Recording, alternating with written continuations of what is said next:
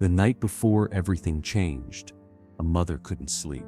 Princess Diana sat alone in the quiet darkness of Kensington Palace, her heart heavy with something she couldn't name.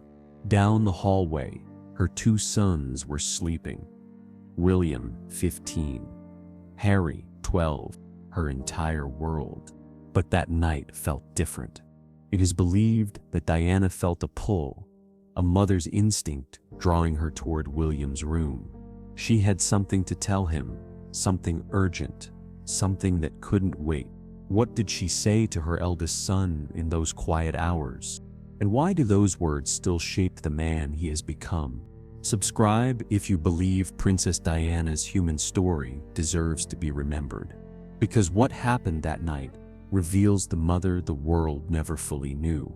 This story is a dramatized interpretation inspired by public information and told with deep respect for Princess Diana and her family. Kensington Palace was silent that night. The staff had gone to bed. The grand corridors, usually alive with voices and footsteps, were empty. Just Diana and her thoughts. The weight on her chest wasn't new. She had been carrying it for weeks, maybe months. In the time following her divorce from Prince Charles, Diana had been rebuilding her life. Her charity work was thriving. She was finding her voice, her independence, but the world around her felt increasingly unstable. The paparazzi hunted her relentlessly. Every movement documented, every expression analyzed. Some accounts suggest that Diana had confided in close friends during this period, expressing a growing sense of vulnerability. Not paranoia, not drama, just a mother's deep primal awareness that something was shifting. And in moments like these, when the palace was silent and the world was asleep, Diana's thoughts always returned to the same place: William and Harry. They were the reason she fought, the reason she smiled through the pain, the reason she kept going when everything else felt impossible. That night, Diana stood from her bed and walked barefoot across the cold marble floors. Moonlight streamed through the tall windows, casting silver patterns on the walls. She moved slowly toward William's room, her hand trembling slightly as she reached for the door handle. Inside, she could hear his breathing, soft, steady, peaceful. For a moment, she just stood there, listening, memorizing, because somewhere deep inside, Diana knew this moment mattered. She pushed the door open gently. William's room was bathed in pale moonlight. His teenage frame was curled beneath the covers, his face relaxed in sleep. He was 15 now, no longer a little boy, but not yet a man, caught in that fragile space between childhood and the crushing expectations of his royal destiny. Diana sat carefully on the edge of his bed. She reached out and touched his shoulder, her fingers light and warm. "William," she whispered. He stirred, his eyes opening slowly, confused by the interruption. "Mum?" His voice was thick with sleep. Diana smiled, but her eyes carried something different that night, a depth of emotion he hadn't seen before. "I need to talk to you, darling," she said softly. "Just for a moment." William sat up immediately, suddenly alert.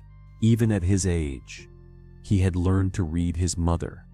He knew when something was important. Diana took his hands in hers. They were growing larger, stronger. Soon they would be a man's hands. It is believed that Diana looked at her son that night and saw not just who he was, but who he would have to become. A future king, a public figure, a target of scrutiny and expectation.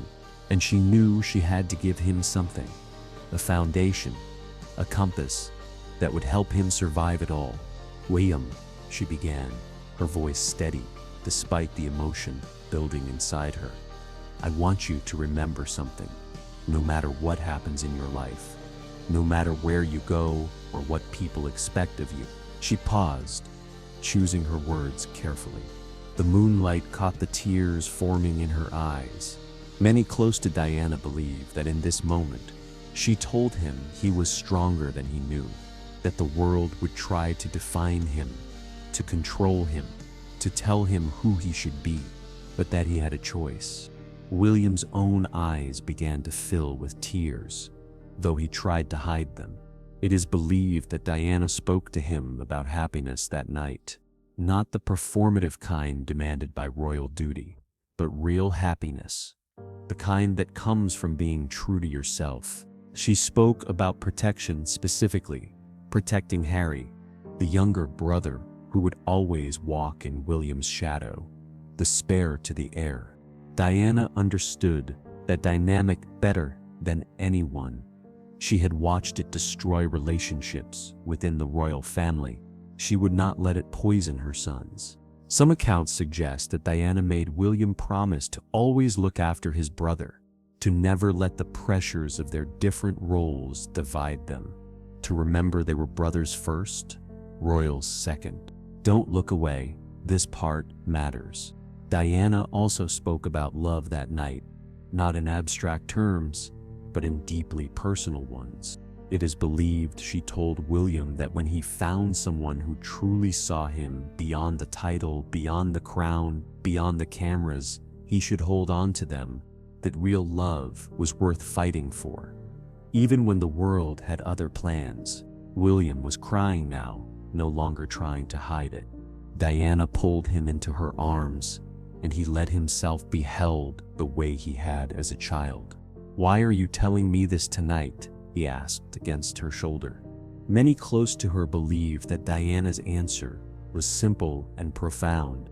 She told him it was because she loved him, because that love was permanent, unchanging, unbreakable, that no matter what happened, no matter where she was, that love would remain. It would be his anchor in the storms ahead. The weight of those words wouldn't fully land on William until later, until he replayed this conversation in his mind countless times, searching for her voice, her guidance, her presence. Some believe Diana sensed something that night, a premonition perhaps. Others think she was simply being what she had always been, a mother trying to prepare her son for a difficult world. Perhaps it was both.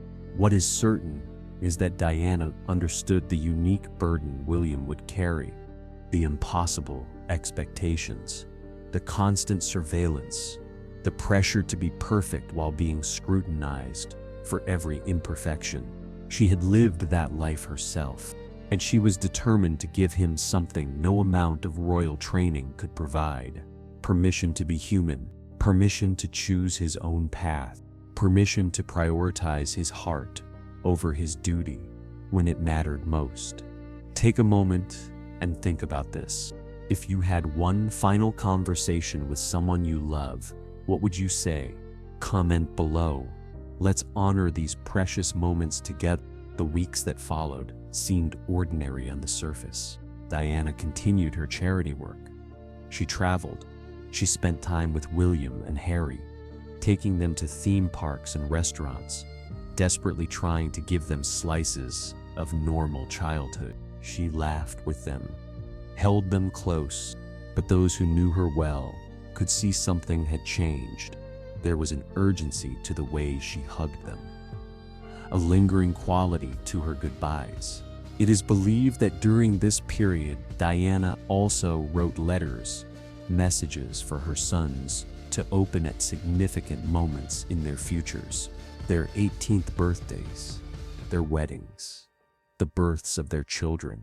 Whether these letters exist, whether William has them tucked away somewhere safe, remains unknown.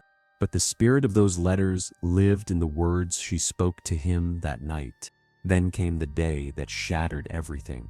When the news broke, when the world learned that Princess Diana was gone, William's life split into before and after. He was just 15 years old, a boy who had lost his mother, a future king who had to grieve in front of billions, and suddenly his mother's words became his lifeline. Many who knew William during this time say he carried himself with a strength that seemed impossible for someone so young. Where did that strength come from? It came from a conversation in the middle of the night, from a mother who told him he was stronger than he knew. He repeated those words to himself as he walked behind her coffin, the entire world watching. Millions of people lining the streets of London, grieving the princess they loved. But William wasn't burying a princess. He was burying his mom. Years passed. William grew into adulthood, carrying his mother's lessons like invisible armor. When he met Catherine Middleton at university, something his mother said echoed in his heart.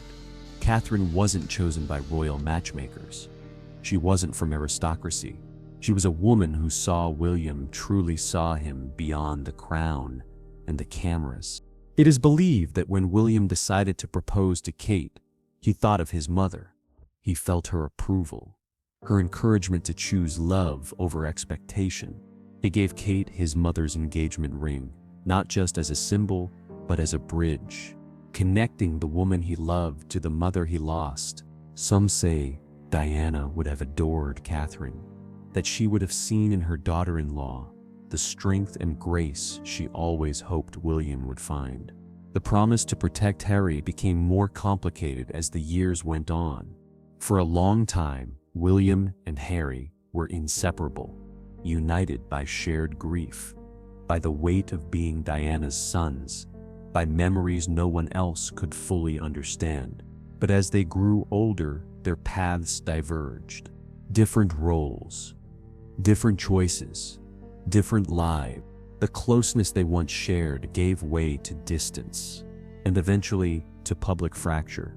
Still, many believe William has tried, perhaps still tries, to honor the promise he made to his mother that night. Even when protecting Harry became complicated, even when their relationship strained under the weight of expectation and circumstance, because a promise whispered in the darkness to your mother doesn't fade. It lives in you, even when everything else changes.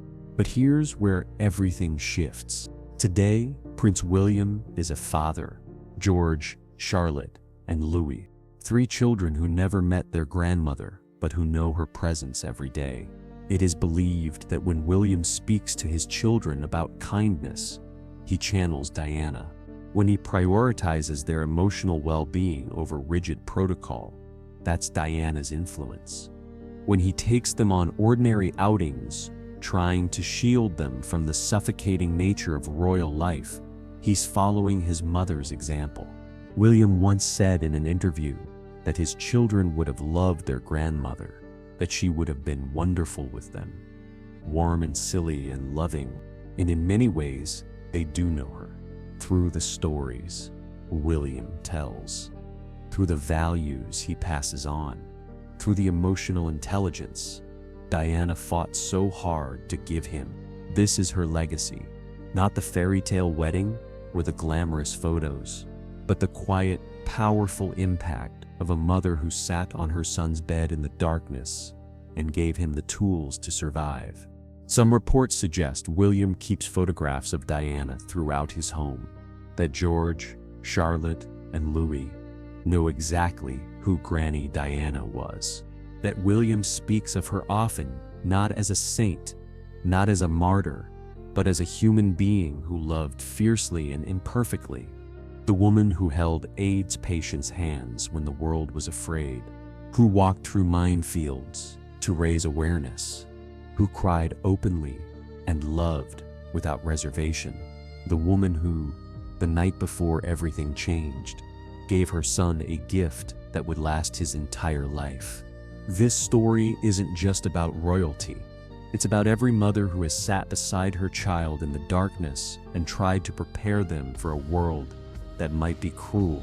Every son who has carried his mother's words through the hardest moments of his life. Diana's conversation with William was both unique, given who they were and what was coming, and completely universal. Because love like that doesn't need a palace. It lives in whispered promises, in hands held tight, in the lessons that outlive us. Diana knew the world would demand William be a perfect prince, But that night, she gave him permission to be imperfect, to be real, to be himself. And that permission transformed him.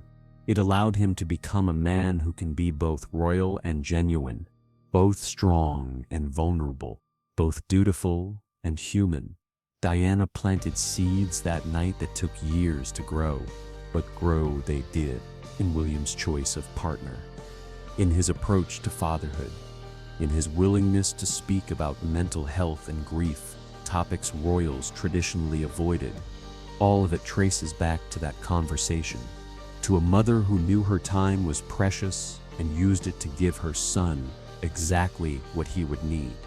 The conversation ended the way it began. Quietly, Diana kissed William's forehead, her lips lingering there just a moment longer than usual. She pulled the covers up around him, tucking them the way she had when he was small. "Sleep now, my darling," she whispered. "Tomorrow is another day." William settled back against his pillow, his mother's words still ringing in his ears. Diana stood at his doorway, silhouetted in the moonlight.